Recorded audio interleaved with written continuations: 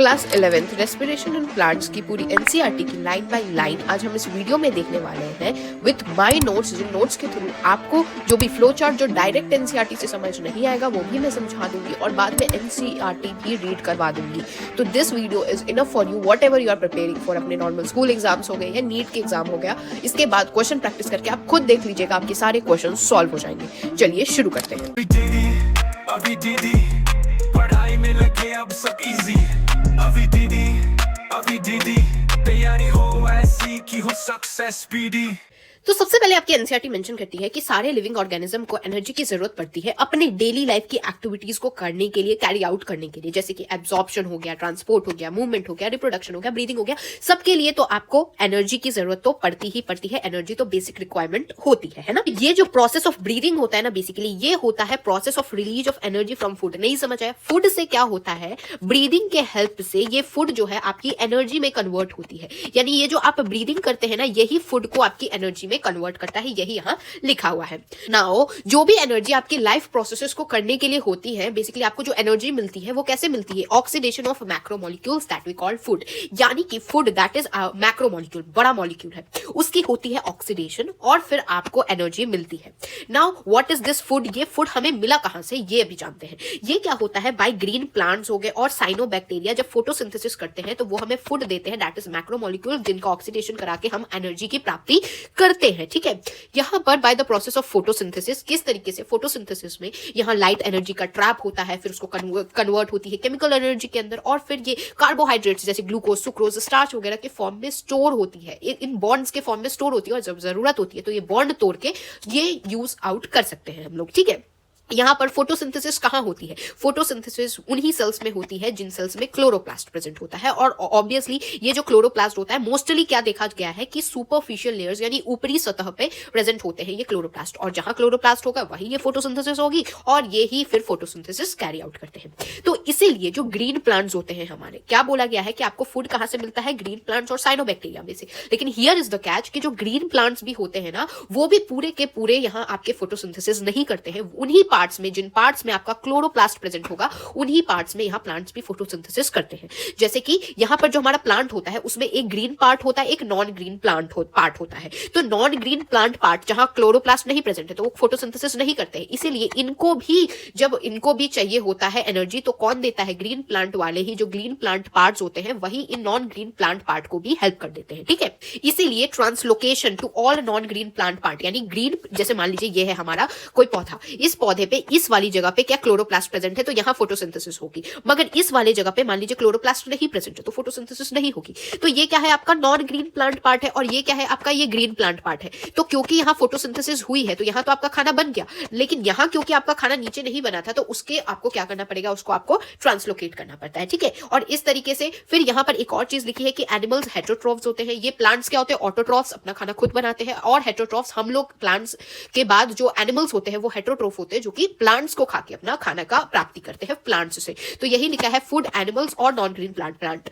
यहाँ एनिमल्स क्या है? हर्बीवोर्स और कार्निवोर्स है। जो हर्बीवोर हो गए वो डायरेक्ट घास फूस खा लेते हैं और जो कार्निवोर हो गए वो इनडायरेक्टली। कैसे? जैसे घास फूस को किसी डियर ने खाया और डियर को फिर लायन ने खा लिया। यानी कि यहाँ क्या हुआ? डियर आपका हर्बीवोर है, लायन आपका कार्निवोर है, जो कि इनडायरेक्टली तो प्लांट पे ही डिपेंडेंट है। तो ये हो गया आपका एनिमल के बारे में। फिर नॉन ग्रीन प्लांट पार्ट की क्या बात होगी? जो ग्रीन प्लांट पार्ट को छोड़ के जो नॉन ग्रीन होते हैं उनको फूड ट्रांसलोकेट कराना पड़ता है। उसके बाद ये सब जब मर जाते हैं तो क्या होता है? डेड और जो डिकेइंग मैटर होता है उसको सैप्रोफाइट्स खा लेते हैं। ठीक है, तो देखा जाए तो अल्टीमेटली जो फूड है वो क्या हो रहा है? एक लाइफ प्रोसेस जो फोटोसिंथेसिस होता है उसी के कारण आपका फूड बन रहा है। और इस चैप्टर में हम लोग सेलुलर रेस्पिरेशन का कैसे मैकेनिज्म होता है, फूड मटेरियल कैसे ब्रेक डाउन होता है और फिर एनर्जी कैसे रिलीज होती है, फिर ट्रैप कैसे होती है एनर्जी एटीपी के फॉर्म में, ये सब हम देखने वाले हैं। तो सेलुलर रेस्पिरेशन होता है साइटोप्लाज्म और माइटोकॉन्ड्रिया के अंदर होता है, जहां फूड की ऑक्सीडेशन होती है एनर्जी बनाने के लिए। सेल के अंदर ये ऑक्सीडेशन होती है। फूड क्या हो सकता है? Carbohydrate, proteins, organic substance, fat वगैरह होता है। एनर्जी क्या होता है? ये एनर्जी क्या होगा? ये फूड एनर्जी में कन्वर्ट होता है वाया ऑक्सीडेशन और ये एनर्जी क्या एटीपी के फॉर्म में होती है। यहां पर एक बात मैं यहां बता देना चाहती हूं कि तो फोटोसिंथेसिस तो आपकी क्लोरोप्लास्ट में होती है, लेकिन ये जो ब्रेकडाउन होती है ना जिससे एनर्जी मिल सके हमें, ये कहां होती है? आपकी साइटोप्लाज्म के अंदर होती है और माइटोकॉन्ड्रिया के अंदर होती है। ये यूकैरियोट की ही हम बात कर रहे हैं। ठीक है, तो यहां क्या होता है? जब आपको एनर्जी की जरूरत होती है तो यहां एनर्जी तो बन के रखा जाता है एटीपी के फॉर्म में, लेकिन ये क्या है? स्लो स्टेप वाइज प्रोसेस है। तो जब आपको एनर्जी की जरूरत होती है तो रेस्पिरेशन करके ये कार्बन कार्बन बॉन्ड को तोड़ के भी हमको एनर्जी मिल जाती है। जब हमें एनर्जी की जरूरत पड़ेगी तो कार्बन कार्बन बॉन्ड तोड़ के एनर्जी मिल जाती है। वही यहां पर भी लिखा हुआ है by the process of respiration की हेल्प से। ठीक है, यहां पर compounds that are oxidised during the process, यानी कि प्रोसेस के दौरान, यानी कि जब यहां पर फूड का ऑक्सीडेशन हो रहा है तब एनर्जी मिल रहा है। तो जिस चीज का ऑक्सीडेशन हो रहा है उसको हम लोग क्या बोलते हैं? रेस्पिरेटरी सबस्ट्रेट बोलते हैं। तो व्हाट इज दिस रिटन कि रेस्पिरेटरी सबस्ट्रेट्स वो कंपाउंड होते हैं जिनका ऑक्सीडेशन होता है। यूजुअली क्या होते हैं, यहां पर लिखा हुआ है क्या, carbohydrate, protein, organic substance, fat वगैरह होते हैं। यहां पर वही सेम चीज लिखी है, series of slow step wise reactions होती है और फिर chemical energy in the form of ATP trap हो जाती है। फिर जब भी जरूरत होती है तो इसको हम लोग कार्बन कार्बन बॉन्ड तोड़ के जब भी जरूरत होती है हम इसे निकाल सकते हैं, यूज कर सकते हैं। जब भी एनर्जी रिक्वायरिंग प्रोसेस कोई भी चलती है तो यहाँ यूटिलाइजेशन भी आपकी हो जाती है। Now here comes the question कि क्या प्लांट्स भी ब्रीथ करते हैं? तो बिल्कुल हाँ, आपके प्लांट्स भाई साहब भी ब्रीथ करते हैं। यहाँ ऑक्सीजन फॉर रेस्पिरेशन अकर होती है और ये कार्बन डाइऑक्साइड बाहर छोड़ते हैं, ये याद रखिएगा। ठीक है, बहुत बच्चों के पास ये मिसकंसेप्शन होता है ना कि जो हम लोग जो होते हैं वो ऑक्सीजन लेते हैं, कार्बन डाइऑक्साइड छोड़ते हैं, लेकिन जो प्लांट्स होते हैं वो कार्बन डाइऑक्साइड लेते हैं, ऑक्सीजन छोड़ते हैं। ऐसा कुछ नहीं होता है। प्लांट्स भी होते हैं वो ऑक्सीजन ही लेते हैं और कार्बन डाइऑक्साइड ही छोड़ते हैं। ठीक है, यहां पर अगर आप एनिमल्स की बात करेंगे, हम लोग की बात करेंगे, तो हम लोग, हमारे पास स्पेशल ऑर्गन्स होते हैं, जैसे कि लंग्स हो गया, आपका नोज हो गया, है ना। लेकिन यहाँ प्लांट्स के पास ये सांस लेने के लिए कोई स्पेशल ऑर्गन नहीं है, नो स्पेशलाइज्ड ऑर्गन नहीं है यहाँ पर। ठीक है, यहाँ पर क्या प्रेजेंट होते हैं? इनके पास प्रेजेंट होते हैं स्टोमेटा और लेंटिसल्स। What is this? ये बेसिकली इतना अभी के लिए समझ जाइए कि ब्रीदिंग के लिए ये जरूरी होते हैं प्लांट्स के लिए, जैसे हमारे पास लंग्स, नोज वगैरह होते हैं, है ना।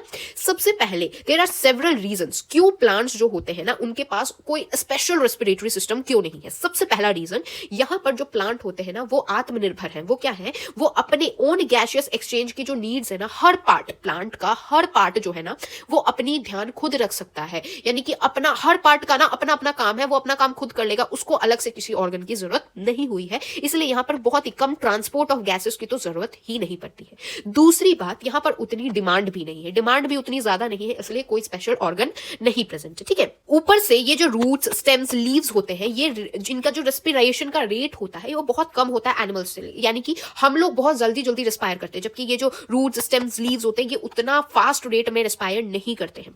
ओनली ड्यूरिंग फोटोसिंथेसिस, जब फोटोसिंथेसिस होती है तो यहाँ पर large volume of gases exchange होते हैं और each leaf is well adapted कि ये अपना केयर खुद कर ले, अपनी नीड की, मतलब अपना, ये लोग बिल्कुल आत्मनिर्भर है। ठीक है, व्हेन सेल्फ फोटोसिंथेसिस करते हैं तो यहाँ availability of oxygen is not the problem. यानी जब सेल्फ फोटोसिंथेसिस होती है तो वहां ऑक्सीजन रहे ना रहे सेल को फर्क नहीं पड़ता इन दीज सेल्स, बिकॉज यहाँ पर ऑक्सीजन जो होता है वो सेल के अंदर ही रिलीज होता रहता है। इसीलिए क्या होता है, बाहर ऑक्सीजन प्रेजेंट है कि नहीं प्रेजेंट है सेल को फर्क नहीं पड़ता, सेल के अंदर ही ऑक्सीजन बनता रहता है, इसलिए वो उसी ऑक्सीजन को यूज कर लेता है। तीसरी बात क्या है यहाँ पर कि यहाँ पर ईच लिविंग सेल, जो प्लांट के ईच लिविंग सेल है ना वो एक दूसरे से क्वाइट क्लोज है। नहीं समझ आया? मैं बताती हूँ क्या मतलब हुआ।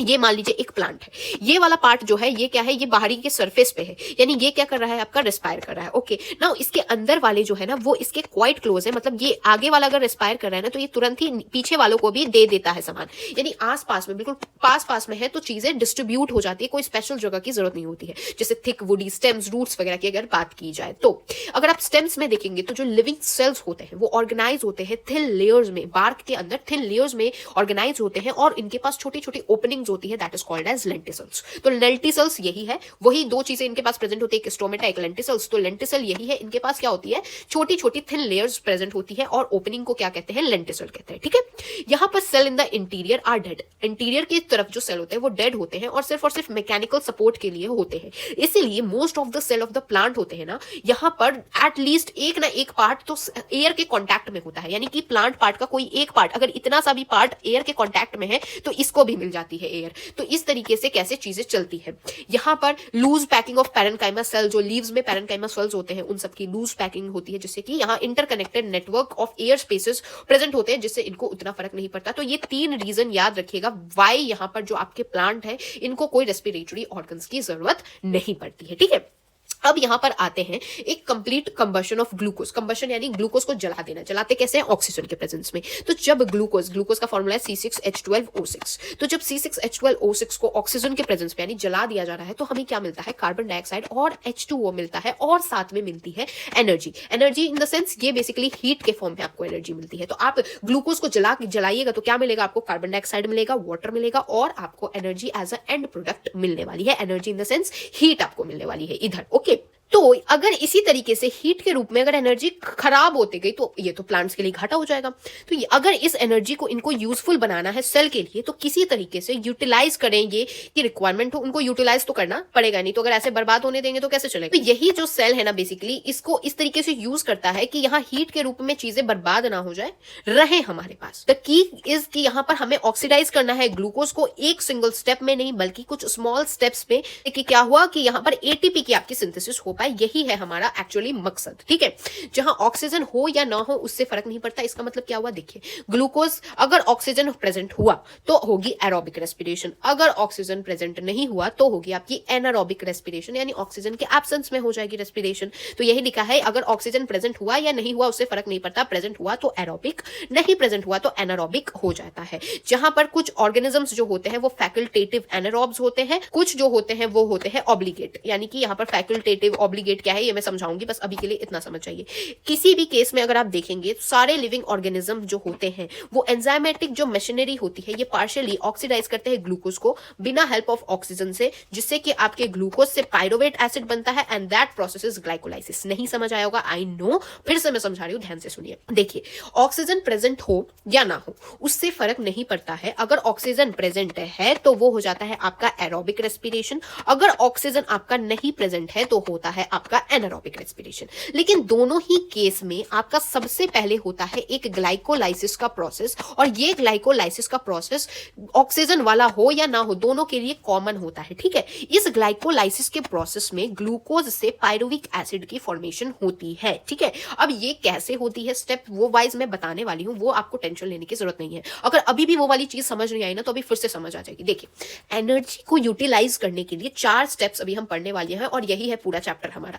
Glycolysis, link reaction, Krebs cycle and then ETS electron transport system. ठीक है, इसमें क्या होता है, ये जो ग्लाइकोलाइसिस है ये ग्लाइकोलाइसिस सब में होता है, present in all. Present in all in the sense oxygen present हो ना हो इसको फर्क नहीं पड़ता, ग्लाइकोलाइसिस तो सब में होती है। जहां पर ग्लूकोज जो कि एक 6 कार्बन कंपाउंड है वो बनता है pyruvic acid that is a 3 carbon compound. ठीक है, टूटता है, ग्लूकोज का ब्रेकडाउन होकर यहाँ पाइरोविक एसिड बनता है ग्लाइकोलाइसिस में। अब क्योंकि यहाँ पाइरोविक एसिड बन गया है तो इसके बाद अगर ऑक्सीजन प्रेजेंट होती है तो एरोबिक रेस्पिरेशन होती है, लिंक रिएक्शन, क्रेब्स साइकिल और ETS होती है, और अगर एनारोबिक रेस्पिरेशन हो गई यानी ऑक्सीजन नहीं प्रेजेंट रहता है तो वो दूसरे रास्ते चले जाता है। यानी पहला रास्ता तो कंप्लीट करना रहता है। यानी ऐसा समझ लीजिए आपका जैसे क्या होता है LKG से आपका 10th क्लास तक ये क्या है, एक ऐसा कॉमन रास्ता है जो सब बच्चों को करना पड़ेगा। उसके बाद 11th 12th से आपको क्या मिल जाता है, ऑप्शन मिल जाता है कि आपको PCM लेना है, PCB लेना है ना। उसी तरीके से ऐसा समझिए ये क्या है, आपका 1 से क्लास 10th तक का सफर है जो कि सबको करना रहेगा। उसके बाद आपका मर्जी है PCM लेने का या फिर PCB लेने का। तो अगर आपने PCM लिया तो ये वाला रास्ते पे जाएंगे, अगर PCB लिया तो ये वाले रास्ते पे जाएंगे। इस तरीके से होता है। अब आपको क्लियर हो जाना चाहिए। अब नेक्स्ट आते हैं यहां पर, ये जो ग्लाइकोलाइसिस होता है ये होता है आपका साइटोप्लाज्म के अंदर, और लिंक रिएक्शन, क्रेब्स साइकिल और ETS होता है आपका माइटोकॉन्ड्रिया के अंदर। यानी ऐसे समझ लीजिए ये है आपका सेल, सेल के अंदर आपका साइटोप्लाज्म भरा है, साइटोप्लाज्म के अंदर ये है आपका माइटोकॉन्ड्रिया। माइटोकॉन्ड्रिया का एक होता है आउटर मेम्ब्रेन, एक होता है इनर मेम्ब्रेन। तो सबसे पहली होती है आपकी glycolysis that is in the cytoplasm के अंदर होती है। साइटोप्लाज्म के नेक्स्ट क्या आता है, नेक्स्ट आता है आपका माइटोकॉन्ड्रिया, उसका ये वाला पार्ट, ये क्या है आपका मैट्रिक्स का पार्ट है माइटोकॉन्ड्रिया के। तो नेक्स्ट ग्लाइकोलाइसिस के बाद क्रेब्स साइकिल और लिंक रिएक्शन कहां होती है, माइटोकॉन्ड्रिया के मैट्रिक्स में होती है। और फिर ETS कहां होती है, ये आपके अंदर जो माइटोकॉन्ड्रिया के इनर मेम्ब्रेन में होती है। बस ये दो आपको पेज कंफर्म हो गए ना, तो बस आपके अब मेरे को रिएक्शंस याद कराने हैं वो भी मैं याद करा दूंगी। ठीक है, अभी हम शुरू करने वाले आपके ग्लाइकोलाइसिस पार्ट, यानी ये वाला पार्ट शुरू करेंगे, फिर ये पढ़ेंगे, फिर ये पढ़ेंगे और फिर ये पढ़ने वाले। ठीक है, तो चलिए शुरू करते हैं आपका glycolysis. Now what is this glycolysis, ये आया है एक ग्रीक वर्ड जहां ग्लूकोज शुगर के लिए यूज किया जाता है और लाइसिस का मतलब स्प्लिटिंग होता है। तो ग्लाइको यानी शुगर का स्प्लिटिंग होने वाला है यहाँ पर। ये बेसिकली किसने दिया था, गस्टव मेडेन, ऑटो मेयरहॉफ और जे पार्टनर्स ने दिया था। इसलिए इसको और क्या बोला जाता है, ईएमपी पाथवे भी बोला जाता है। कैसे, इनका ई उठा लिया, इनका एम उठा लिया और इनका पी उठा लिया, तो ईएमपी पाथवे भी ग्लाइकोलाइसिस को ही बोला जाता है। बहुत बच्चे कंफ्यूज हो जाते हैं, तो this is also known as आपका ईएमपी पाथवे। नाउ यहाँ पर anaerobic organism, it is the only process in respiration, यानी एनारोबिक जो ऑक्सीजन वाले नहीं होते हैं उनके लिए तो सिर्फ यही वाला एक प्रोसेस है, उसके बाद तो एनारोबिक वो अलग रास्ते चले जाते हैं ना, वही यहाँ पर लिख रखा है। यहाँ ग्लूकोज जो होता है वो पार्शियल ऑक्सीडेशन होती है, जिससे कि आपको पायरोविक एसिड मिलती है। मैंने बताया ग्लूकोज एक 6 कार्बन कंपाउंड है, पायरोविक एसिड आपका 3 कार्बन कंपाउंड है। तो 6 कार्बन कंपाउंड जब टूटता है 3 कार्बन और 3 कार्बन में टूटता है, तो यानी कि एक ग्लूकोज आपका क्या बना रहा है, दो आपके पायरोविक एसिड बनाता है, यही यहाँ लिखा है, ठीक है। अब प्लांट के अंदर ये जो ग्लूकोज होता है वो कहां से आता है, आपका सुक्रोज से आता है, जो कि बेसिकली फोटोसिंथेसिस वाला मैंने आपको चैप्टर पढ़ा रखा है, आई बटन पे लिंक भी दे दूंगी। क्या है कि यहाँ फोटोसिंथेसिस के एंड प्रोडक्ट पे जो सुक्रोज बनता है उससे मिलता है ग्लूकोज, और फिर उसका वो पार्शियल ऑक्सीडेशन करके पायरोविक एसिड बनाते हैं, ठीक है।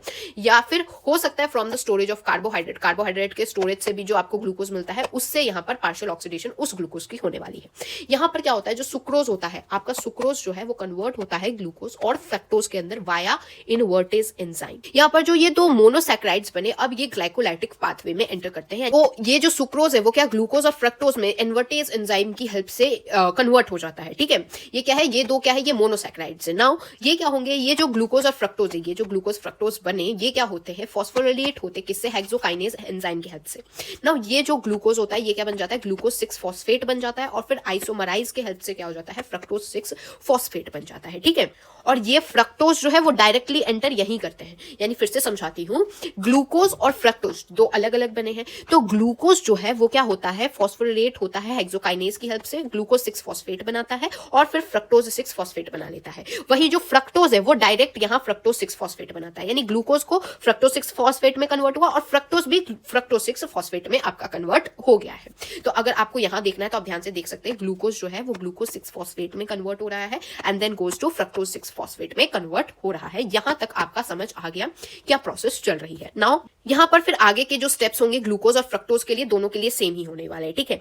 ये जो ग्लाइकोलाइसिस, अभी हम 10 जो बेसिकली यहां पर चेन ऑफ 10 रिएक्शंस होते हैं जिनको डिफरेंट एंजाइम्स कंट्रोल करते हैं, ठीक है। और यहां पर पायरोवेट की एंड प्रोडक्ट आपको यहां देख सकते हैं, एंड में आपको पायरोवेट मिलेगा। यहां तक तो आपको समझ आ गया कैसे ग्लूकोज के लिए ये स्टेप हुआ, और फ्रक्टोज जो है वो आपका डायरेक्ट यहां एंट्री मारता है, फ्रक्टोज 6 फॉस्फेट बनाता है। तो अब इसके बाद फ्रक्टोज और ग्लूकोज के लिए सेम स्टेप्स होंगे और एंड में आकर आपका पायरोविक एसिड बन जाने वाला है, ठीक है। अब यहां पर यूटिलाइजेशन या सिंथेसिस ऑफ एटीपी कहां हो रही है, एनएडी कहां, H2 कहां वगैरह बन रहा है, ये आपको ध्यान देना है। यहां देखिए एटीपी की यूटिलाइजेशन हो रही है, देखिए एटीपी से एडीपी बन रहा है, एटीपी से एडीपी बन रहा है। वही यहां आप देखिए एडीपी से एटीपी बन रहा है, यानी आप प्रोडक्शन हो रही है एटीपी की, ये आपको ध्यान रखना पड़ेगा। एनएडी H2 कब बन रहा है, ये सब आपको बस यहां आपको अब ध्यान देना है, ठीक है। यहां पर एटीपी जो होता है वो यूटिलाइज होता है 2 स्टेप्स में, यानी 2 जगह आपकी एटीपी को इसको चाहिए होता है एटीपी। यानी कि जैसे कि अगर कोई काम करना है, अगर आपको मान लीजिए गाड़ी चलानी है तो उसके लिए पेट्रोल की जरूरत पड़ेगी, तो ऐसा समझिए इस वाले पूरे प्रोसेस में 2 जगह आपको इसको पेट्रोल देना पड़ता है, यानी एटीपी देना पड़ता है। कहां कहां, ये वाले एक में आपको एटीपी देना पड़ेगा और एक इस जगह पे आपको इसको एटीपी देना पड़ता है। जहां पर ग्लूकोज जो है वो ग्लूकोज 6 फॉस्फेट में जहां कन्वर्ट हो रहा है, देखिए ग्लूकोज जो है वो ग्लूकोज 6 फॉस्फेट में जहां कन्वर्ट होता है वहां एटीपी का यूसेज होता है, और दूसरी वहां पर जहां पर जो फ्रक्टोज 6 फॉस्फेट होता है वो फ्रक्टोज 1,6, यहां पर देखिए फ्रक्टोज 6 फॉस्फेट जो है जब फ्रक्टोज 1,6 बाई फॉस्फेट में जब कन्वर्ट होता है तब यहां एटीपी का यूसेज होता है। नाउ यहां पर फ्रक्टोज 1,6 बाई फॉस्फेट जो होता है वो फिर फर्दर डिवाइड होता है डाइहाइड्रोक्सी एसिटिनोइड फॉस्फेट में। यहां पर आप देख सकते हैं, ये मैं आपको एक बार पूरा रिएक्शन बता देती हूँ, उसके बाद मैं वो एनसीईआरटी भी पढ़ा देती हूँ। यहाँ ग्लूकोज जो है वो कन्वर्ट हो रहा है ग्लूकोज 6 फॉस्फेट के अंदर, देन फ्रक्टोज 6 फॉस्फेट के अंदर। यहां तक याद हो गया। नाउ नेक्स्ट क्या है, इसको इस तरीके से याद कर लीजिए जिस तरीके से मैंने याद कर रखा है। यहाँ क्या है, ये एक इंसान है, दैट इज ग्लूकोज नाम का इंसान है, जिसके कितने कार्बन है, आपके 6 कार्बन है। चलिए 6 कार्बन बना देते हैं। 6 कार्बन है तो इसमें क्या हुआ, ये 6 कार्बन कंपाउंड था जिसपे 6 फॉस्फेट लग गया, यानी 6th वाले जो कार्बन है उस पे क्या लग गया, आपका फॉस्फेट ग्रुप लग गया, ठीक है। ऐसे याद किया है मैंने। तो फिर क्या हुआ, फ्रक्टोज भी है उसका भी 6 फॉस्फेट, यहां तक तो याद हो गया। फिर क्या हुआ, क्योंकि आपने नीचे फॉस्फेट लगा रखा है तो एक बार 1 नंबर पे भी फॉस्फेट लगा दीजिए। जब 1 नंबर पे फॉस्फेट लगेगा तो क्या बोलेंगे, इसको 1,6 फॉस्फेट बाई फॉस्फेट बोलेंगे। बाई यानी कि आपके 2 फॉस्फेट हो गए, इसलिए बाई फॉस्फेट बोलेंगे, है ना। उसके बाद अब क्योंकि आपने ऊपर नीचे इतना भारी भरकम पीपी लगा दिया है, फॉस्फेट लगा दिया, तो ये बेचारा गिर गया। गिरेगा, इसका मतलब क्या हुआ, यहाँ ये गप धप करके गिर जाएगा, यानी यहाँ आप देख सकते हैं हैं, ये इसको क्या बोलते हैं, GAP गप बोलते हैं, और इसको DAP डैप बोलते हैं। ये मैं आपको समझा दूंगी कैसे हुआ। DAP ऐसे हुआ तो ये क्या हुआ, ये गप और धप करके नीचे गिर गया। नीचे गिरा तो ये टूट गया, टूट के क्या हुआ, यहां पर क्या हो गया आपका, ये जो 6 कार्बन कंपाउंड था अब ये 3 कार्बन कंपाउंड बन गया, यानी कि एक आपका ये वाला कंपाउंड बन गया और एक ये अलग हो गया, यानी 3 के बन गए, यानी एक आपका 3 कार्बन कंपाउंड हो गया और एक आपका दूसरा 3 कार्बन कंपाउंड हो गया। ठीक है, नेक्स्ट क्या होगा, नेक्स्ट होगा NAD प्लस से NADH2 की फॉर्मेशन होगी, और उसके बाद ट्राइयोस बाइफॉस्फेट। अब जो कुछ भी बनने वाले हैं ना, आप यहाँ देखिए इंटू टू बनने वाले हैं, यानी कि इसके लिए भी बनने वाले, इसके लिए भी बनने, बिकॉज ये दो अलग अलग चीजें दोनों के लिए ही बनते हैं। ठीक है, इंटू टू सब में लगाना आगे के स्टेप्स में। नाउ यहाँ क्या है, 1,3 बाइफॉस्फोग्लिसरिक एसिड बनना है। फिर यहाँ पर क्या होती है, ATP की प्रोडक्शन होती है, और फिर ट्राइयोस फॉस्फेट बनाता है, दैट इज 3 फॉस्फोग्लिसरिक एसिड बनता है। ठीक है, that is also 3 carbon compound 2 बार बनेंगे। ठीक है, उसके बाद क्या होता है, 2 फॉस्फोग्लिसरेट बनता है और यहाँ वाटर रिलीज होता है। फिर वो इनॉल पायरोवेट की फॉर्मेशन होती है जहां ATP का रिलीज होता है, और फाइनली आपका पायरोविक एसिड की फॉर्मेशन हो जाती है। तो दिस इज टोटल आपका 10 step process of glycolysis. Okay, now इससे पहले कि मैं आगे बढ़ूं समझाने के लिए, तो मैं आपको समझा दे रही हूं, मगर उसके बाद क्वेश्चन प्रैक्टिस जरूरी है, and question practice NEET UG examination के लिए बेस्ट बुक में तो ओजवाल बुक्स आप यूज कर सकते हैं। ऑल इन वन आप बुक देख सकते हैं जिसमें सारे चीजें आपको बिल्कुल डिटेल में NCERT बेस्ड ही क्वेश्चंस मिलने वाले हैं। या फिर आप देख सकते हैं इसकी PYQ की बुक्स, बिकॉज नीट में PYQ लगाना बहुत जरूरी है। बहुत सारे क्वेश्चन PYQ से ही रिपीट होते हैं। ये अभी दीदी 10 कूपन कोड यूज करेगा तो आपको मोर डिस्काउंट भी मिल जाएगा। नॉट जस्ट बिकॉज कि ये स्पॉन्सर है इसलिए मैं अच्छा बता रही हूँ, भाई ओजवाल टॉपर्स की पसंद है, and literally I have seen कि भाई ये बुक सही में टॉप नॉच बुक है, जिसमें सब कुछ इंक्लूडेड दिया जाता है, आपको कोई दिक्कत नहीं होगी। तो आप अभी दीदी 10 कूपन कोड यूज करके डिस्काउंट के साथ ये बुक्स परचेज कर लें, 2-3 दिन में घर आ जाएंगे, and you can start preparing. एक रेफरेंस बुक होनी जरूरी होती है। चलिए अब वापस से अपने टॉपिक पे आते हैं। तो अब सारे स्टेप्स ध्यान से सुनिएगा क्या क्या है। सबसे पहले देखिए, ग्लूकोज जो है वो 6 कार्बन का कंपाउंड है, जिसमें ये ग्लूकोज जो है वो कन्वर्ट हो रहा है ग्लूकोज 6 फॉस्फेट के अंदर, जो कि अगेन एक 6 कार्बन कंपाउंड है।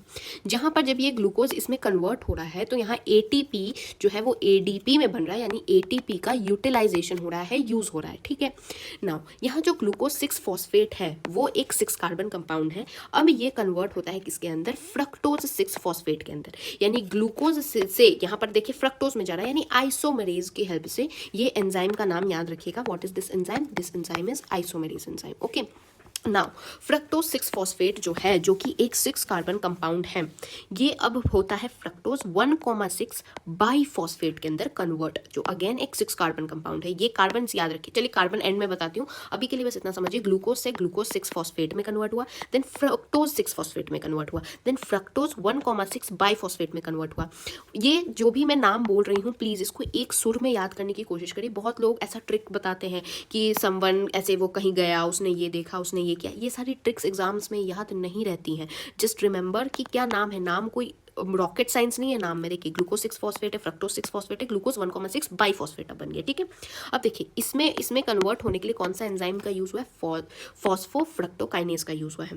फिर इसको, ये वाले कंपाउंड को अब ये वाले में कन्वर्ट होने के लिए एल्डोलेज का यूज होगा। ठीक है, नाउ यहाँ पर क्या हुआ, अभी तक जो था सब 6 कार्बन कंपाउंड थे। तो ये जो 6 कार्बन कंपाउंड पे इतना सब कुछ चल रहा है ना, तो इसमें बस एक छोटा सा ट्रिक याद कर लीजिए कि 4 स्टेप के बाद तो ये गप दप करके नीचे गिर गया है इसका, और जब ये नीचे गिरेगा तो हाथ पैर टूट जाएगा, यानी जो अभी तक 6 कार्बन कंपाउंड था वो 3 कार्बन और 3 कार्बन कंपाउंड हो गया, और ये आपस में इंटर कन्वर्टेबल होते हैं। ट्राइयोस फॉस्फेट है, और ये ट्राइयोस फॉस्फेट 2 बन चुके हैं, जिसमें एक होता है ग्लिसरल्डिहाइड 3 फॉस्फेट और एक होता है डाइहाइड्रोक्सी एसीटोन फॉस्फेट। ठीक है, तो वही मैं बोल रही हूँ, DAP धप और GAP गप धप करके नीचे गिर गए। अब यहाँ पर आता है डिहाइड्रोजिनेज जो एंजाइम है वो, ये एंजाइम क्या करता है, अब यहाँ पर प्रोडक्शन होती है NADH2 की प्रोडक्शन होती है। यहाँ तक आप देख सकते हैं, यहाँ ATP का दोनों में ही यूटिलाइजेशन हुआ है, यानी ATP यूज किया गया है, मगर हमें ATP यूज थोड़ी करवाना है, एंड ऑफ द डे हमें एनर्जी बनवानी है। तो अब क्या होता है, ये नीचे गिर चुका है, गप धप कप के नीचे गिर गया, टूट फूट गया है। अभी तक 6 कार्बन जो था वो 3-3 में टूट गया है। अब क्या होगा, अब यहाँ पर होती है एनर्जी रिलीज, अब यूटिलाइज नहीं हो रही है, NADH2 रिलीज हो रहा है। ठीक है, नाउ इसके बाद क्या बनता है, इसके बाद बनता है आपका 2। अब जो भी नीचे आप स्टेप्स देख रहे हैं ना वो इंटू 2 होगा, यानी इसीलिए यहाँ इंटू 2 क्यों लिखा हुआ है, बिकॉज देखिए ये 2 चीज में टूट चुका है, तो ये तो एक का स्टेप बता रहा है, दूसरे का स्टेप यही सेम स्टेप है, इसीलिए यही सेम स्टेप इंटू 2 बार होता है। ओके, नाउ यहाँ पर देखिए ट्राइयोस बाइफॉस्फेट है, इसको क्या बोलते हैं, BPGA भी कहा जाता है, जहाँ पर 1,3 बाइफॉस्फोग्लिसरिक एसिड जो अगेन एक 3 कार्बन कंपाउंड है वही होगा। अब यहाँ से नीचे जो भी सब रहेगा वो 3 कार्बन कंपाउंड ही होगा, ठीक है। तो ऊपर याद रखिए 6 कार्बन कंपाउंड है सब, बीच में जो गप धप करके नीचे गिरा तो उसमें 3 कार्बन के बन गए, और फिर नीचे जाने पर आप देखेंगे सब अब अगेन 3 कार्बन का ही आपको मिलने वाला है। अब काइनेज यूज होता है, और अगेन इस बार देखिए ATP की प्रोडक्शन हो रही है, यूटिलाइजेशन में ATP यहाँ देखिए यूटिलाइज हो रहा है और यहाँ पर देखिए प्रोड्यूस हो रहा है अब की बार, ठीक है। देन यहाँ पर आता है 3-फॉस्फोग्लिसरिक एसिड जिसको PGA कहते हैं, वो बनता है किसके हेल्प से, BPGA PGA में कन्वर्ट होता है काइनेज नाम के एक एंजाइम के हेल्प से, ठीक है ना। जो PGA है वो जो है वो किसके हेल्प से, फॉस्फोग्लिसरियोम्यूटेज की हेल्प से बनता है, 2-फॉस्फोग्लाइसरेट बनता है, और ये जो होता है अगेन एनोलेज नाम के एक एंजाइम के हेल्प से ये वाटर को रिलीज करता है, और जो फॉस्फोग्लिसरेट है वो क्या बन जाता है, phosphoenol pyruvate that is PEP जिसको कहते हैं, ये बन जाता है। तो यहाँ वाटर रिलीज कहाँ हो रहा है, यहाँ हो रहा है वाटर रिलीज, ये सब याद रखिएगा, ठीक है। देन PEP बनने के बाद आपको एंड प्रोडक्ट क्या मिलता है, दैट इज पाइरुविक एसिड मिलता है, that is a 3 carbon compound होता है, और PEP से पाइरुविक एसिड बनने में ही भी एक ATP प्रोड्यूस होता है। तो देखिए कहाँ कहाँ आपका ATP का यूटिलाइज हो रहा है, कहाँ प्रोड्यूस हो रहा है, इसका ध्यान रखिएगा। यहाँ यूटिलाइज हो रहा है 2 जगह, फिर यहाँ NADH2 का प्रोडक्शन हो रहा है, और यहाँ 2 जगह अगेन यहाँ आप देख सकते हैं क्या बन रहा है, आपका ATP का प्रोडक्शन बन रहा है। यानी कि अगर आप देखेंगे तो यहाँ पर 2 ATP यूटिलाइज हुए, 2 NADH2 बना है, 2 ATP बना है, H2O रिलीज हुआ है, और अगेन 2 ATP की फॉर्मेशन हुई है। तो टोटल नेट गेन कितने का हुआ है, 2 ATP प्लस 2 NADH2 का नेट गेन हुआ है, ग्लाइकोलाइसिस में इतने का नेट गेन हुआ है, आप देख चुके हैं। बट अगेन यहाँ देखिए NADH2 है, यहाँ ना क्या होता है कि हम लोग ना NADH2 में चीज़ें लेके नहीं चलते हैं, हम लेके चलते हैं ATP के टर्म्स में। अब NADH2 को ATP में कन्वर्ट कैसे करें, तो उसके लिए ये इंपॉर्टेंट है, ये याद रखिएगा, ये इसके आगे भी आपको बहुत यूजफुल होगा। सबस्ट्रेट लेवल फॉस्फोराइजेशन एक होता है और एक ऑक्सीडेटिव फॉस्फोराइजेशन होता है। सबस्ट्रेट लेवल फॉस्फोराइजेशन में क्या होता है, ATP जो होता है वो डायरेक्ट यूटिलाइज होता है, लेकिन ऑक्सीडेटिव फॉस्फोराइजेशन में अभी हम पढ़ने वाले हैं इलेक्ट्रॉन ट्रांसपोर्ट सिस्टम के थ्रू हम किस तरीके से जो NADH2 है और जो FADH2 का प्रोडक्शन होता है वो हम लोग इसको डायरेक्ट यूटिलाइज नहीं करते हैं, हम NADH2 को कन्वर्ट करते हैं ATP के टर्म्स में, फिर यूटिलाइज करते हैं, और ये कैसे होता है, इलेक्ट्रॉन ट्रांसपोर्ट सिस्टम के कारण होता है। अब यहाँ एक बात हमेशा याद रखिए, एक NADH2 से 3 ATP बनते हैं और एक FADH2 से 2 ATP बनते हैं, दैट्स इट, इतना ही अभी के लिए आपको याद रखना है। ओके नाउ यहाँ पर देखिए 2 ATP और 2 NADH2 बना है। अब देखिए एक NADH2 3 ATP बनाते हैं, यानी 2 NADH2 कितने बनाएंगे, 6 ATP बनाएंगे। तो 6 ATP प्लस में ऑलरेडी यहाँ 2 ATP था, तो 6 + 2 = 8 ATP का नेट गेन हो रहा है ग्लाइकोलाइसिस में। लेकिन याद रखिए 8, अगर कोई कंफ्यूज करना चाहे तब आपको क्वेश्चन में अगर इस तरीके से दिया हुआ है 8 ही ऑप्शन में है तब आप 8 लिखेंगे, क्योंकि 8 जो होता है वो इलेक्ट्रॉन ट्रांसपोर्ट सिस्टम लगने के बाद 8 का नेट गेन होता है। इलेक्ट्रॉन ट्रांसपोर्ट सिस्टम जब तक नहीं लगा है तब तक 2 ATP और 2 NADH2 ही है, ठीक है। तो ये आपको पूरा मैंने बता दिया। एक बार अगर आप NCERT पढ़ना चाहते हो तो आप NCERT पढ़ लीजिएगा, बिकॉज ये वन शॉट है, NCERT नहीं पढ़ा सकती, बहुत डिटेल में मैंने ये बता रखा है, आप पढ़िएगा, मैं सब चीज़ यहाँ मेंशन कर रखा है, ठीक है। आउट ऑफ NCERT भी थोड़ा बहुत बता रखा है जो कि आपको एग्जाम में यूजफुल होगा। यहाँ पर क्या आपको एंड प्रोडक्ट क्या देखने को मिला है कि पूरे ग्लाइकोलाइसिस का एंड प्रोडक्ट आपको पाइरुविक एसिड देखने को मिला है। तो पाइरुविक एसिड जो है वो की प्रोडक्ट है आपके ग्लाइकोलाइसिस का। अब ये पाइरुविक एसिड का आगे क्या होगा वो इसकी किस्मत पे, इसकी मेटाबॉलिक फेट पे डिपेंड करेगा कि इसको क्या ऑक्सीजन मिलेगी या ऑक्सीजन नहीं मिलेगी। अगर ऑक्सीजन मिलेगी तो एरोबिक रेस्पिरेशन होगा, और अगर ऑक्सीजन नहीं मिलेगी तो एनारोबिक रेस्पिरेशन हो जाएगा। यही है, ठीक है। तो क्या देखा गया कि आपका ये जो ग्लाइकोलाइसिस प्रोसेस है ये सारे में एनारोबिक और एरोबिक, यानी ऑक्सीजन मिले या ना मिले ग्लाइकोलाइसिस तो होगा ही। अब एक बार ग्लाइकोलाइसिस हो के आपका पाइरुविक एसिड बन गया, फिर डिपेंड करता है कि ऑक्सीजन है कि ऑक्सीजन नहीं है, ठीक है। यहाँ जो आपका ग्लूकोज है वो उसका क्या होता है, पार्शियल ऑक्सीडेशन हो रहा है 2 पाइरुविक एसिड के अंदर, that is a 3 carbon compound. और ये जो पार्शियल ऑक्सीडाइजेशन हो रहा है ये टोटल कितने स्टेप्स में हो रहा है, टोटल 10 स्टेप्स में हो रहा है। ओके नाउ यहाँ पर 3 मेजर वे जिसमें कि ये पायरुविक एसिड जो है वो कैसे, जो ये ग्लाइकोलाइसिस के दौरान पायरुविक एसिड का प्रोडक्शन हुआ उसके साथ क्या होता है। देखिए पायरुविक एसिड जो बना, अगर ऑक्सीजन है तो एरोबिक साइकिल ये पूरा चलता है, जहाँ लिंक रिएक्शन होती है, क्रेब्स साइकिल होती है और ईटीएस होके ये ऑक्सीडेशन कंप्लीट हो जाती है। मगर अगर एनारोबिक रेस्पिरेशन रहा यानी ऑक्सीजन नहीं प्रेजेंट रहा तो इसमें क्या होता है, दो सर्कमस्टांस होता है, या तो लैक्टिक एसिड फर्मेंटेशन होती है या अल्कोहलिक फर्मेंटेशन होती है। लैक्टिक एसिड फर्मेंटेशन में क्या होता है, जैसे बैक्टीरिया, एनिमल या मसल्स में आपने कभी कभी क्रैम्प्स देखे होंगे, पड़ जाते हैं जो, वो क्या होता है, यही लैक्टिक एसिड एक्युमुलेशन के कारण होता है। और यहाँ पर अल्कोहलिक फर्मेंटेशन कौन करता है, ईस्ट जो है वो करता है, ठीक है। तो ये जो एनारोबिक चीजें चलती हैं बिना ऑक्सीजन के प्रेजेंस में जो चलती है वो किस में होती है, प्रोकैरियोट्स और यूनिसेलुलर यूकैरियोट्स में देखने को मिलती है। अब जो आपका पायरुविक एसिड है, अगर ऑक्सीजन का प्रेजेंस रहा तो ही लिंक साइकिल, क्रेब्स साइकिल और यहाँ पर आपका ईटीएस होता है, वरना ये दोनों प्रोसेस होती है। अभी मैं आपको ये प्रोसेस कंप्लीट करा देती हूँ, बिल्कुल 5-10 मिनट की चीज़ है, तो ये मैं आपको कंप्लीट करा देती हूँ समझा के, फिर हम लोग वापस से इसको कंटिन्यू करेंगे, ठीक है। तो देखिए सबसे पहले बात करते हैं आपका फर्मेंटेशन क्या होता है। तो फर्मेंटेशन, अगर आप ईस्ट का फर्मेंटेशन देखेंगे तो इसको कहते हैं इनकम्प्लीट ऑक्सीडेशन ऑफ ग्लूकोज, यानी ग्लूकोज का इनकम्प्लीट ऑक्सीडेशन हुआ है। यहाँ पर क्या होता है, आपका जो पायरुविक एसिड होता है वो कन्वर्ट होता है आपका CO2 और इथेनॉल के अंदर कन्वर्ट होता है। इसको एक बार देख लीजिए, फिर एनसीईआरटी पढ़ा देती हूँ, ठीक है।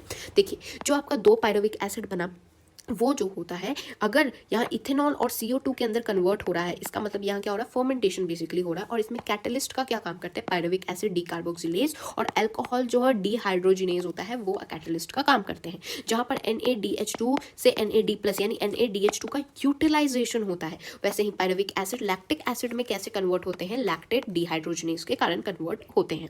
यह नेट गेन देखा जाए तो कितने का नेट गेन होता है, यहाँ पर आपका टोटल नेट गेन तो इतना ही होगा, बस यहाँ जो ये 2 NaDH2 यूटिलाइज हो जा रहा है, इसको माइनस कर देंगे आप, तो टोटल 2 ATP का आपको प्रोडक्शन देखने को मिलेगा। और 2 ATP का प्रोडक्शन यानी कि ये लेस देन 7% एरोबिक रेस्पिरेशन, यानी जब ऑक्सीजन के प्रेजेंस में चीजें चल रही थी तो आपको क्या मिल रहा था, 2 ATP प्लस में 2 NaDH2 मिल रहा था। लेकिन यहाँ देखा जाए तो क्या मिल रहा है, NaDH2 का तो यूटिलाइजेशन हो जा रहा है, तो सिर्फ 2 ATP मिल रहा है, यानी लेस देन 7% आपका एरोबिक रेस्पिरेशन से जो चीजें मिलती थी उससे लेस देन 7 चीजें आप परसेंट आपको चीजें अगर आप बिना ऑक्सीजन के प्रेजेंस में कराइएगा तो होती है।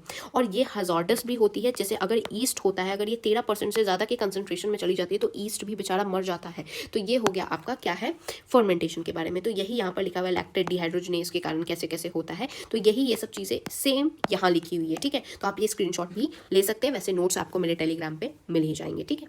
यहाँ पर देखिए ग्लूकोज, आप देख लीजिए कैसे पायरुविक एसिड में 2 सर्कमस्टांस है कि यहाँ पर दोनों में ही आप देखिए, दोनों में ही NaDH2 जो है उसका यूटिलाइजेशन हो रहा है, और यहाँ पर या तो ये लैक्टिक एसिड बन जाता है या इथेनॉल पर CO2 का आपको एंड प्रोडक्ट देखने को मिलता है। यही एनसीईआरटी यहाँ लिखती है कि ज्यादा एनर्जी इसमें रिलीज नहीं होता है, लेस देन 7% ही रिलीज होता है, and not all of it is trapped in energy bond of ATP, सारे एनर्जी बॉन्ड ATP के नहीं होते, और इवेंचुअली ये हजार्डस भी होता है। ईस्ट खुद को पॉइजन कर लेते हैं, अगर ये अल्कोहल की कंसंट्रेशन कुछ 13% से मतलब रीच करती है तो ईस्ट खुद ही मर जाते हैं, इतना ये हजार्डस होता है, ठीक है।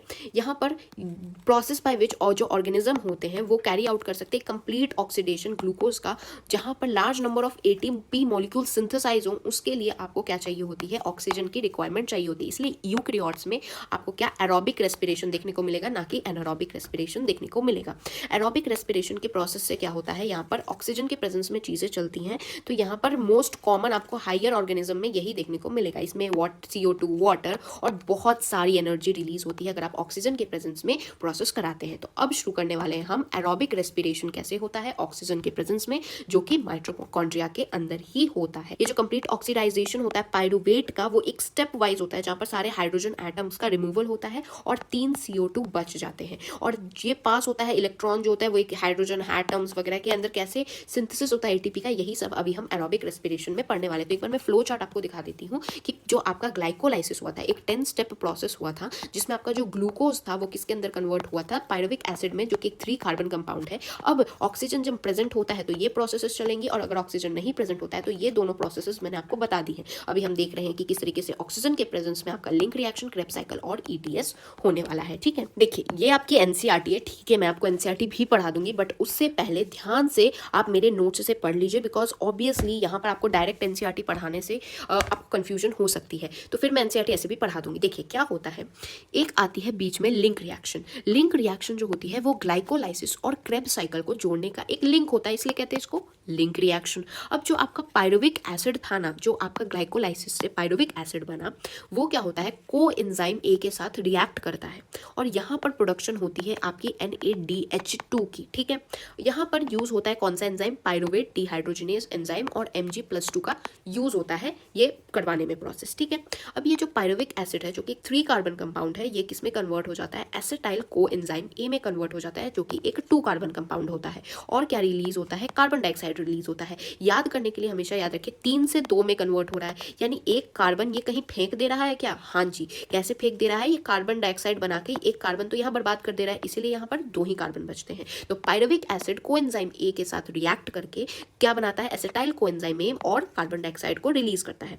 देखा जाए तो यहाँ पर आपका NADH2 का प्रोडक्शन हो रहा है और कार्बन डाइऑक्साइड का प्रोडक्शन हो रहा है। ये इंटू 2 में प्रोसेस इसलिए चलती है बिकॉज क्या बताया गया है कि आपका पायरुविक एसिड 2 पायरुविक एसिड बनते हैं, इसीलिए ये सब जो भी होगा वो 2-2 बनेंगे, यानी इसमें लिंक रिएक्शन का नेट गेन कितने का हुआ, 2 NADH2 और 1 CO2 का नेट गेन हुआ है। ठीक है, अब यहाँ हमने क्या देखा कि आपका जो पायरुवेट है वो क्या है, साइटोप्लाज्म में है। अब जो चीजें जाएंगी वो किस में जाएंगी, माइटोकॉन्ड्रिया के अंदर चीजें जाएंगी, जो मैंने आपको शुरू में ही बताया था कि ये थोड़ा सा याद कर लीजिए कि कहाँ मैट्रिक्स में कौन कौन सी प्रोसेस हो रही है, कहाँ माइटोकॉन्ड्रिया के इनर आउटर, वो सब मैंने बता रखा है। ठीक है, यहाँ पर क्या मैंने बोला कि आपका पायरुवेट से को एसिटाइल को एंजाइम ए में कन्वर्ट होने के लिए 3 कार्बन से 2 में कन्वर्ट होने के लिए कार्बन डाइऑक्साइड का रिलीज होता है और NADH2 का प्रोडक्शन होता है। कौन सा एंजाइम यहाँ यूज हो रहा है, दैट इज को एंजाइम ए यूज हो रहा है, और कोई ये क्या है, पायरुवेट डिहाइड्रोजिनेज नाम का एक एंजाइम यूज हो रहा है।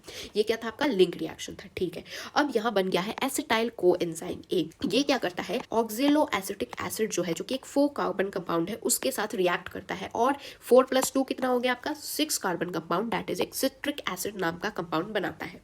अब ये सिट्रिक एसिड जो कि एक 6 कार्बन कंपाउंड है वो रिलीज करता है आपका CO2 और NADH2 का प्रोडक्शन कराता है, और यहाँ ये बन जाता है, देखिए यहाँ एक कार्बन बर्बाद चला गया, इसलिए 6 माइनस का एक कार्बन क्या हो गया, नेक्स्ट वाले में 5 ही कार्बन बचते हैं। तो सिट्रिक एसिड के बाद क्या बनता है, अल्फा कीटो ग्यूटारिक एसिड बनता है जो कि एक 5 कार्बन कंपाउंड है। अगेन यहाँ CO2 रिलीज होता है, यानी 5 में से 1 माइनस कर दीजिए, यानी 4 कार्बन कंपाउंड हो गया। तो अगला जो बनेगा वो 4 कार्बन कंपाउंड होता है, यहाँ भी NH2 का प्रोडक्शन होता है और एक और चीज का प्रोडक्शन होता है, दैट इज GDP से आपका GTP का प्रोडक्शन होता है, और फिर बन जाता है आपका अल्फा कीटो ग्लूटारिक एसिड, किसमें, सक्सिनिक एसिड के अंदर कन्वर्ट हो जाता है, जो कि एक 4 कार्बन कंपाउंड होता है।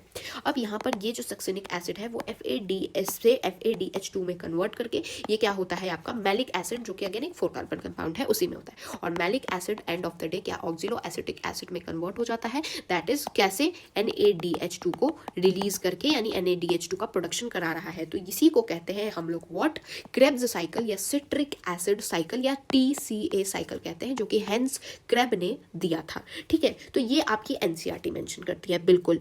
अब यहाँ पर ना थोड़ा सा, बिल्कुल हल्का सा मैं आपको आउट ऑफ NCERT थोड़ा सा बता देना चाहती हूँ, बिकॉज एग्जाम में कभी कभी पूछा जा सकता है, इसीलिए देखिए सिट्रिक एसिड से अल्फा कीटो ग्लूटारिक एसिड बनने के लिए तो बीच में ना एक और कंपाउंड बनता है, दैट इज आइसोसिट्रेट बनता है, और फिर उसके बाद अल्फा कीटो ग्लूटारिक एसिड बनता है। अब अल्फा कीटो ग्लूटारिक एसिड से सक्सिनिक एसिड बनने के बीच में ना एक और कंपाउंड बनता है, that is succinyl coenzyme A बनता है, और फिर एंड में आपका ये सक्सिनिक एसिड तो बन ही जाता है। तो यही 2 एक्स्ट्रा आपको अगर कंपाउंड्स याद करना है दिमाग में रख लीजिए। ठीक है, तो वैसे तो NCERT इतना ही आपको बताती है, और कार्बन डाइऑक्साइड कहाँ रिलीज हो रहा है वो आप ध्यान से देख सकते हैं। तो नेट गेन कितने का हो रहा है, तो आप देखिए यहाँ पर NADH2 NADH2 NADH2 यानी 3 NADH2 है, और ये टोटल प्रोसेस इंटू 2 में चलती है, यानी टोटल 6 NADH2 है। और यहाँ देखिए एक FADH2 है, यानी टोटल प्रोसेस इंटू 2 में चलती है, यानी 2 FADH2 का प्रोडक्शन हो रहा है, 2 FADH2 का प्रोडक्शन हो रहा है। ये कार्बन डाइऑक्साइड 2 प्रोड्यूस हो रहे हैं, तो आपका 2 कार्बन डाइऑक्साइड का भी प्रोडक्शन हो रहा है। जो पायरुवेट होता है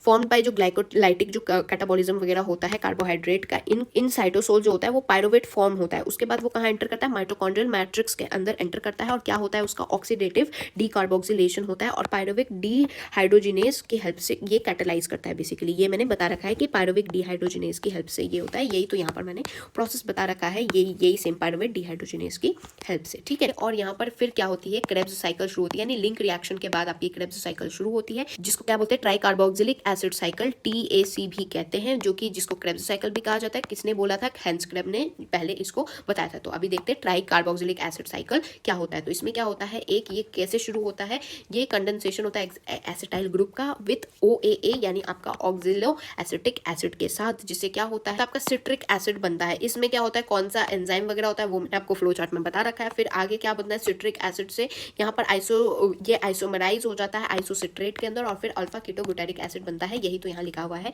ये सिट्रिक एसिड जो है वो क्या बनाता है, अल्फा कीटोग्लूटारिक एसिड बनाता है। तो देखिए एसिटाइल कोएंजाइम A क्या होता है, OA के साथ रिएक्ट करता है तो आपका सिट्रिक एसिड बनता है और फिर ये अल्फा कीटोग्लूटारिक एसिड का फॉर्मेशन कराता है, ठीक है। और उसके बाद सक्सिनिल कोएंजाइम A वगैरह की हेल्प से कैसे मैंने यहाँ पर आपको बता रखा है, प्लीज एक बार ये देख लीजिए। सक्सिनिल कोएंजाइम A के हेल्प से क्या होता है, ये जो अल्फा कीटोग्लूटारिक एसिड होता है वो सक्सिनिक एसिड के अंदर कन्वर्ट हो जाता है। फिर कैसे सबस्ट्रेट लेवल फॉस्फोराइजेशन वगैरह होता है, GTP की फॉर्मेशन होती है, ये सब मैंने आपको यहाँ पर सिखा रखा है। अब बात करेंगे हम लोग इलेक्ट्रॉन ट्रांसपोर्ट सिस्टम और ऑक्सीडेटिव क्या होता है, फॉस्फोराइजेशन, वो जाने वाले। तो ETS क्या है, अब बस ये लास्ट है आपका, खत्म है चैप्टर, ठीक है। तो यहाँ पर इससे पहले कि NCERT पर है, अगेन उससे पहले मैं आपको ये बता देना चाहती हूँ। तो ये है आपका माइटोकॉन्ड्रिया के अंदर चीजें कैसे चल रही हैं। तो यहाँ पर है आपका इनर मेम्ब्रेन का स्पेस, ये है आपका इनर माइटोकॉन्ड्रियल मेम्ब्रेन और फिर ये अंदर की तरफ है आपका मैट्रिक्स।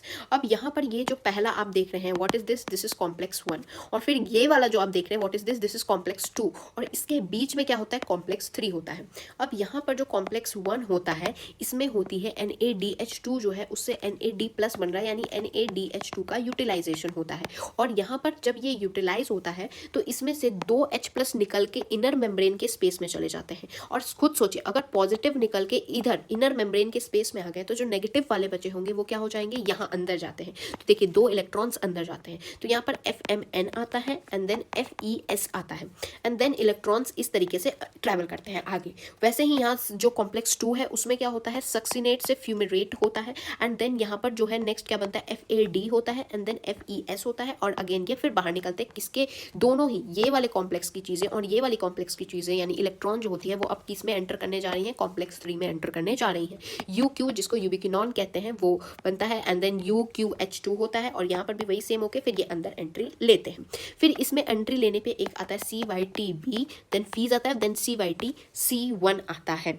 यहाँ पर क्या होता है आपके कॉम्प्लेक्स 3 में 4H+ बाहर निकलते हैं। ओके नाउ यहाँ पर एक चीज आती है दैट इज स्मॉल प्रोटीन जिसको मोबाइल कैरियर भी कहा जाता है दैट इज CYTC। ये जो CYTC होता है अब ये कैरी करना शुरू करता है, अब ये बाहर बाहर कैरी करके लाता है अंदर। अंदर लाने पे आपको ये क्या देखा, कॉपर की चीजें हैं। तो इसमें क्या होता है, एक आता है copper then CYTA then CYTA3 and then CU copper है और ये जो है total what is this, this is complex number 4 है आपका। ओके इस कॉम्प्लेक्स में कॉम्प्लेक्स नंबर 4 में ही यहाँ एंट्री होती है आपकी ऑक्सीजन की जिससे कि आपका H2O का प्रोडक्शन यानी वाटर का प्रोडक्शन होता है। तो ये याद रखिएगा कहाँ पर आपका ऑक्सीजन एंट्री मारता है, वो एंट्री मारता है आपका कॉम्प्लेक्स 4 के अंदर। अब यहाँ से भी आपके 2H+ निकलते हैं। अब यहाँ से भी देखिए 4 निकला, यहाँ से 4 निकला, यहाँ से 4 निकला, टोटल जो है ना वो कहाँ एंट्री लेते हैं, यहाँ एंट्री लेते हैं। और यहाँ एंट्री लेने पे क्या होता है, ये जो होता है वो ब्रेकेज होता है, थोड़ा सा ऐसे टेढ़ा मेढ़ा होकर ब्रेकेज होकर यहाँ ADP से आपका ATP की फॉर्मेशन होती है जब H+ इधर अंडर लेते हैं। तो ये सब कैसे हो रहा है, इलेक्ट्रोकेमिकल ग्रेडियंट के कारण हो रहा है यानी कि आपके पॉजिटिव नेगेटिव H+ इधर जा रहा है, इलेक्ट्रॉन्स ऐसे ऐसे ट्रैवल कर रहे हैं उसके कारण होता है। ठीक है तो चलिए एक बार इसके NCERT पढ़ लेते हैं, ये मैंने आपको एक्सप्लेन कर दिया है। यहाँ पर हमें यूटिलाइज करना है, मैंने आपको बताया था ना चीजें ATP के फॉर्म में चलती है। आपका NADH2 का फॉर्मेशन हो रहा है फिर DH2 का फॉर्मेशन हो रहा है तो हमें NADH2 को 3 ATP में कन्वर्ट करना है और FADH2 को हम लोग को 2 ATP में कन्वर्ट करना है। यही कन्वर्जन के लिए हमें इलेक्ट्रॉन ट्रांसपोर्ट सिस्टम की जरूरत पड़ेगी। ये कैसे होता है वो अभी मैंने आपको बताया। यहाँ ऑक्सीजन जब आता है तो H2O का फॉर्मेशन होता है, कौन से कॉम्प्लेक्स में होता है, कॉम्प्लेक्स नंबर 4 में होता है। ठीक है यही है आपका इलेक्ट्रॉन ट्रांसपोर्ट सिस्टम जहाँ पर आपका माइटोकॉन्ड्रियल मेम्ब्रेन में कैसे चीजें चल रही हैं, है ना। यहाँ पर क्या होता है, सबसे पहले NADH जो है डिहाइड्रोजिनेज जिसको कॉम्प्लेक्स 1 कहते हैं। तो यहाँ पर देखिए NAD डिहाइड्रोजिनेज को कॉम्प्लेक्स 1 कहते हैं।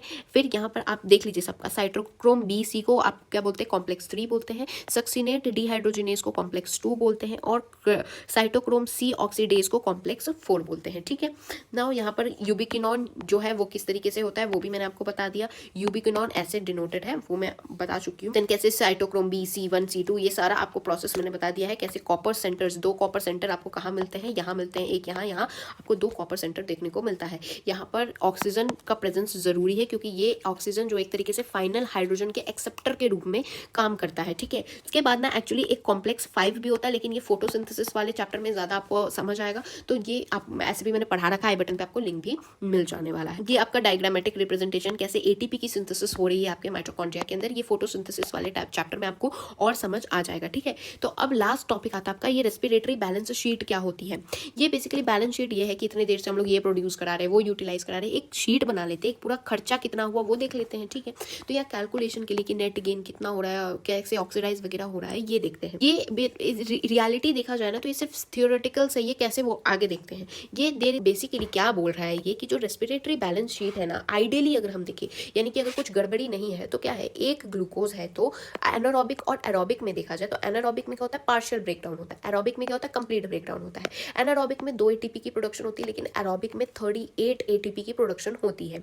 जहां पर आप देखेंगे एनारोबिक में NADH2 से NAD+ बनता है, यानी NADH2 का यूटिलाइजेशन होती है। वही एरोबिक में आप देखेंगे तो यहाँ पर क्या होती है, जो ऑक्सीडेशन होती है वो विग्रस ऑक्सीडेशन आपको देखने को मिलेंगी। तो यहाँ पर अगर आप एटीपी का नेट प्रोडक्शन यानी कि कितने टोटल एटीपी बने, तो थ्योरेटिकली तो आप बोलेंगे कि 38 बन रहा है, लेकिन एक्चुअली में कहानी कुछ डिफरेंट है।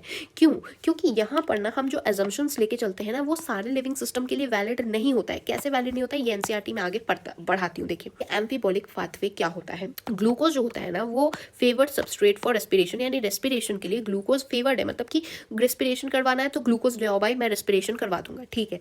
यहाँ पर जो सारे कार्बोहाइड्रेट्स होते हैं ना वो क्या होते हैं, वो पहले ग्लूकोज के अंदर इसलिए कन्वर्ट हो जाते हैं। तो जो कार्बोहाइड्रेट क्या होते हैं वो ग्लूकोज के अंदर कन्वर्ट हो जाते हैं, ताकि ग्लूकोज तो फिर रेडिली वो है ही, फेवर तो होता ही उसका रेस्पिरेशन में, तो इसलिए फिर ग्लूकोज रेस्पिरेशन फिर हो जाता है। और भी बहुत सारे रेस्पिरेटरी सबस्ट्रेट है ना जिसको ऑल्सो भी रेस्पायर कर सकते हैं, जो कि एंटर नहीं करते हैं रेस्पिरेटरी पाथवे को एट फर्स्ट। यानी कि इसका मतलब क्या हुआ, देखिए क्या हुआ कि हमने जो आपको बैलेंस शीट आपने बना के दिखा कि एटीपी का 38 एटीपी का प्रोडक्शन हो रहा है एंड ऑफ द डे, मगर यहाँ पर ना आप हमेशा ही ज़रूरी थोड़े ही है कि हमेशा आप ग्लूकोज खा रहे हैं। देखिए जब आप कार्बोहाइड्रेट खाते हैं तो ऑब्वियसली वो कन्वर्ट होकर ग्लूकोज बन जाता है, और ग्लूकोज होने के बाद ये सारी प्रोसेस जो हम लोग पिछले 1 घंटे से पढ़ रहे हैं, ये पूरी एक प्रोसेस चलती है, द क्रेब्स साइकिल वगैरह होकर एंड ऑफ द डे आपको कार्बन डाइऑक्साइड और वाटर का प्रोडक्शन बनता है ग्लूकोज से, ठीक है।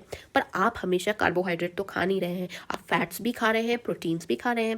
फैट्स जो होते हैं वो टूटते हैं फैटी एसिड और ग्लिसरॉल के अंदर, और ये एंट्री मारते हैं, ग्लिसरॉल वाले जो होते हैं वो यहाँ गप धप वाला जो स्टेप है ना वहाँ एंट्री मारते हैं। वही जो फैटी एसिड होता है वो कहाँ डायरेक्ट एंट्री मारता है, एसिटाइल कोएंजाइम ए वाली जगह पे एंट्री मारता है। वैसे ही जो प्रोटीन होता है वो अमाइनो एसिड में टूटता है, और ये डायरेक्ट कहाँ एंट्री मारता है, पायरुविक एसिड वाली जगह पे एंट्री मारता है।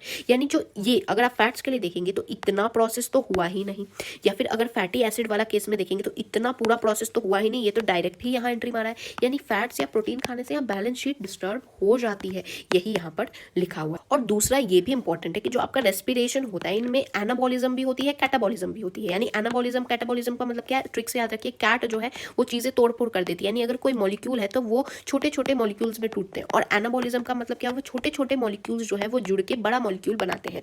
तो हमारी बॉडी में एनाबॉलिज्म भी चलती है, कैटाबॉलिज्म भी चलती है, इसीलिए हम लोग रेस्पिरेटरी पाथवे को एम्फीबॉलिक पाथवे कंसिडर करते हैं, ना कि कैटाबॉलिक का पाथवे की सिर्फ और सिर्फ चीजें टूट थोड़ी रही होती कि रेस्पिरेशन में सिर्फ जो चीजें हैं वो टूट ही रही है, नहीं, कभी कभी चीजें बनती भी तो है, एनाबॉलिज्म भी तो आपके शरीर में हो रहा है, इसीलिए हम रेस्पिरेशन को एम्फीबॉलिक पाथवे कंसिडर करते हैं। अब बात करते हैं हम लोग रेस्पिरेटरी क्वोशंट क्या होता है, that is your last part. यहाँ पर क्या होता है, हम लोग रेशियो देखते हैं कि कितना कार्बन डाइऑक्साइड इवॉल्व हुआ और कितना ऑक्सीजन कंज्यूम हुआ, कितने ऑक्सीजन कंज्यूम होने पे, मतलब वॉल्यूम के बेसिस पे हम लोग देखते हैं बेसिकली, इसी को हम लोग कहते हैं रेस्पिरेटरी क्वोशंट। अब ये क्या होता है, ये डिपेंड करता है कि आपने क्या रेस्पिरेटरी सबस्ट्रेट खाया, आपने क्या खाया है उस पर डिपेंड करता है। देखिए जैसे कार्बोहाइड्रेट जो होता है ये यूज होता है एक सबस्ट्रेट के रूप में, और ये कंप्लीटली ऑक्सीडाइज हो जाता है, इसलिए इसका जो रेस्पिरेटरी क्वोशंट होता है ये 1 देखा जाता है। क्यों? क्योंकि यहाँ पर इक्वल अमाउंट ऑफ CO2 और ऑक्सीजन जो होते हैं वो इवॉल्व होते हैं, यानी जितना ऑक्सीजन का यूसेज होता है उतना ही CO2 निकल जाता है। तो आप यहाँ देख सकते हैं C6H12O6, यानी आपका जो ग्लूकोज है, यानी आपका जो कार्बोहाइड्रेट है वो 6O2 के साथ रिएक्ट करके 6CO2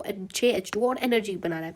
देखिए जितना कार्बन डाइऑक्साइड है डिवाइडेड बाय जितना ऑक्सीजन यूज हुआ है वो करेंगे तो आपको 1 का आ रहा है, यानी रेस्पिरेटरी कोशेंट 1 है, यानी आपका जो कार्बोहाइड्रेट है वो कंप्लीटली ऑक्सीडाइज हो जा रहा है। वही अगर आप फैट में देखेंगे तो फैट क्या होता है, इसका रेस्पिरेटरी को जो कोशेंट होता है वो लेस देन 1 होता है। कैसे, जैसे यहाँ पर दिया है ट्राई पैल्मेटिन का एग्जाम्पल, जहाँ पर C51 H98 और O6 है, ये रिएक्ट करता है 145 O2 के साथ और ये कुछ इतना बनाता है। जब आप कार्बन डाइऑक्साइड कितना रिलीज हुआ और डिवाइडेड बाई आप लेंगे कितना ऑक्सीजन इसने यूज किया था, इसका कुछ रेशियो आ रहा है 0.7, यानी कि ये रेस्पिरेटरी कोशेंट किसका है, फैट का है। और ये हम लोग कौन सा फैटी एसिड का कैलकुलेशन करके देख रहे हैं, दैट इज ट्राई पैल्मेटिन का कैलकुलेशन करके देख रहे हैं, जहां जो आंसर आ रहा है वो लेस देन 1 आ रहा है। वही अगर आप प्रोटीन के लिए देखेंगे तो प्रोटीन का कितना आता है रेशियो, 0.9 का रेशियो आता है। अब मैं एक ट्रिक बता रही हूँ, फैट्स और प्रोटीन का आप कैसे रेशियो याद करिएगा, कंफ्यूजन नहीं होगी। देखिए फैट्स के लिए एफ आप कैसे लिखते हैं, ऐसे लिखते हैं, तो एफ का उल्टा मिरर इमेज बनाइए, ऐसा होगा, तो 7 यानी 0.7 होगा आपका फैटी मतलब फैट्स के लिए। और वही अगर आप प्रोटीन का लिखिए पी और पी का मिरर इमेज बनाइए ऐसे, यानी 9 यानी 0.9 होगा आपके प्रोटीन के लिए रेस्पिरेटरी सबस्ट्रेट का जो आपका रेस्पिरेटरी कोशेंट की वैल्यू हो। तो बस यही था आपका चैप्टर रेस्पिरेशन। तो meet you guys in the next video, तब तक के लिए thanks for watching and don't forget to like share and subscribe to my channel. जय हिंद।